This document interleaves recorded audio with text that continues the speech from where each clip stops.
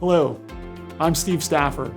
Thank you for joining me for this installment of All Business is Personal, a general counsel's perspective on growing, protecting, and maximizing the value of your closely held business. In this video, we're going to focus on the important, but too often neglected topic of succession planning. So, what is succession planning and why is it so important? First and foremost, succession planning is a process and not an event. Ideally, it's a series of decisions over the course of several years regarding the transfer of the value, ownership, management, and/or control of a business.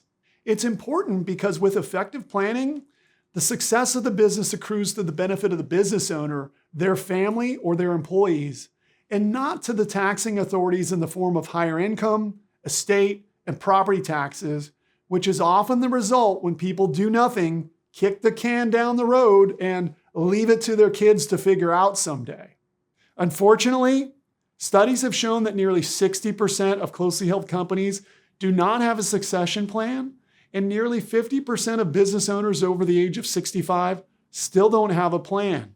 There are several steps that are common to all successful succession plans. With that in mind, we have linked a 10-step checklist to this video. As you can see, the first step is that the business owner must determine what they truly want to do with the business that they have worked so hard to build and establish meaningful yet realistic goals and objectives.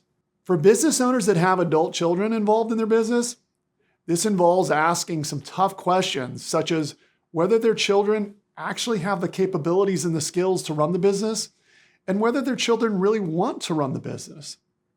Each additional step is also very important, and some steps are multifaceted. For example, identifying and developing successors is a process in itself. Also, the step of planning for contingencies might seem like a priority for everyone, but it's amazing the number of companies with multiple owners that don't have a buy-sell agreement to address what happens in the event of death, disability, divorce, or several other triggering events, and even the number of 50-50 ventures that don't have provisions to clarify what happens in the event of a deadlock or an impasse. Unfortunately, I've seen the best of friendships and families destroyed due to a failure to have a written plan or agreement in place.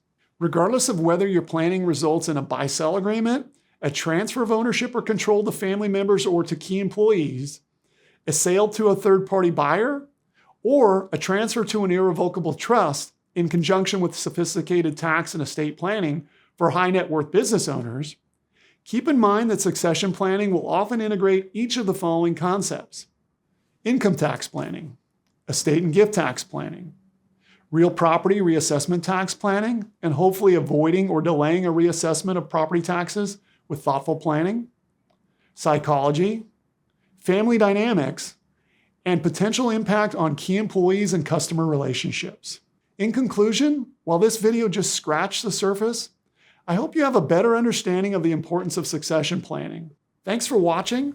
I hope you join me for our next installment, which will focus on pre-sale due diligence and tax planning for business owners who are planning to sell their business. As a reminder, this video is for educational and information purposes only. It should not be taken as legal or tax advice.